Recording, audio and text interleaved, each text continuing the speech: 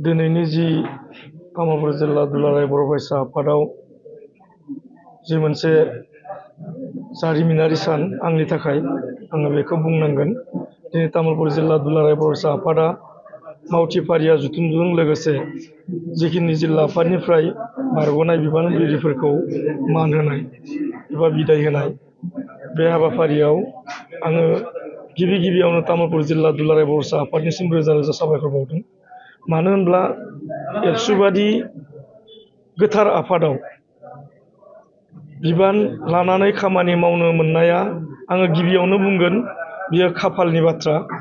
दिनै गावनि इसेल' जि सान्थौ बे सान्थौखौ लानानै बर' हारिखौ सिबिनो मोननाया बर' रायजो राजानि गेजेराव खना खनला एसेब्लाबो जोंनि आगोलनि दैदेनगिरिफोरजों थाफानानै लोगोसेयावनो जिखिनि बिबानगिरिफोरा साखाथि फाखाथि थाफानानै बर' हारिखौ सिबिनायाव अराय सम लामा दिन्थिलांनानै आंखौ खामानि मावनो होनाया थारैनो जोबोद आंनि थाखाय अराय सम गोसोआव लाथावना होननानै आङो बुंगोन।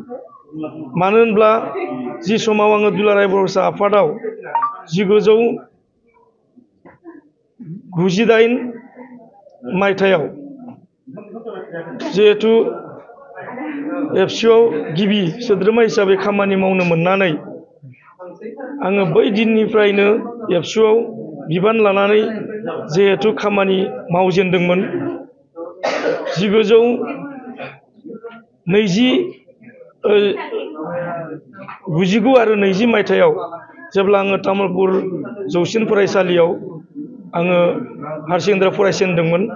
आङो बै समाव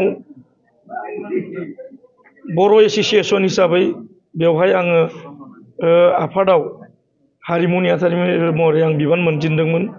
बे लेखायैनो 2021 आं 21 आं रङिया कलेजाव एडमिसन लाहैदोंमोन। बे 21 मायथाइयावनो आङो फिन आरोबाव रङिया कलेज इउनिट एबसुआव हारिमु नेहाथारि हिसाबै फिन आरो बिबान मावनो खाबुखौ मोनदोंमोन। आरो बे लेखायैनो 2003 मायथाइयाव आङो रङिया कलेज इउनिट एबसुनि आफादगिरिनि मासिखौ मोनदों।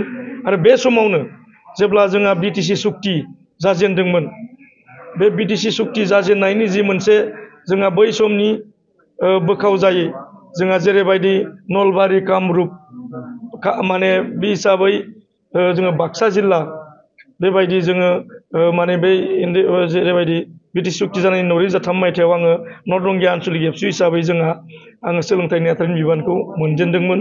आरो बे लेखायैनो जिहेथु 2005 मायथाइयाव जेब्ला बाक्सा जिल्ला जाबायमोन, बै समाव आं माने 4 बोसोरनि थाखाय आङो एडिटर आरो बै 2003 मायथाइनिफ्रायनो 2007 मायथाइसिम आङो सोलोंथाइ नेहाथारि नर्थ रंगिया आन्सलिक एबसुनि बिबानखौ आङो मावनो थाखाय खाबु मोनदोंमोन। आरो 2009 मायथाइसिम 2007 मायथाइनिफ्राय 9 मायथाइसिम आङो गाहाय नेहाथारिनि बिबानखौ लानानै खामानि मावनो खाबु मोनदोंमोन। आरो 2009 मायथाइनिफ्राय 2013सिम आङो साहा रंगिया दख'रा दुलाराय बर' फरायसा आफादनि आफादगिरिनि बिबानखौ 4 बोसोरनि थाखाय मावनो थाखाय खाबु मोनदोंमोन। आरो बे लेखायैनो बाक्सा जिल्लायाव बिबान मोनजेनदोंमोन आङो 2013 मायथाइनिफ्राय 2021 मायथाइसिम आङो जेब्ला डिबेटिं सेक्रेटारि नेहाथारि आरो बुंथिगिरिसिम बिबान लानानै खामानि मावनो मोननाया आंनि थाखाय खाफालनि बाथ्रा। आरो बे लेखायैनो जेब्ला 2022 मायथाइयाव तामुलपुर जिल्लाया एबसु हिसाबै गोदानै दाजाबाय, बे हिसाबैनो आङो गायसनगिरि आफादगिरिनि बिबानखौ लानानै 2 बोसोरनि थाखाय खामानि मावनो मोननाया आंनि थाखाय जोबोद माने खाफाल गोनां। आरो बर' हारिया बेखिनि खाबुखौ होनायनि थाखाय आं अराय सम मालाबाबो दुलाराय बर' फरायसा आफादखौ बावनो हानाय नङा। जोंनि बारग'लांनाय दैदेनगिरिफोरखौ आं मालाबाबो बावनो हानाय नङा।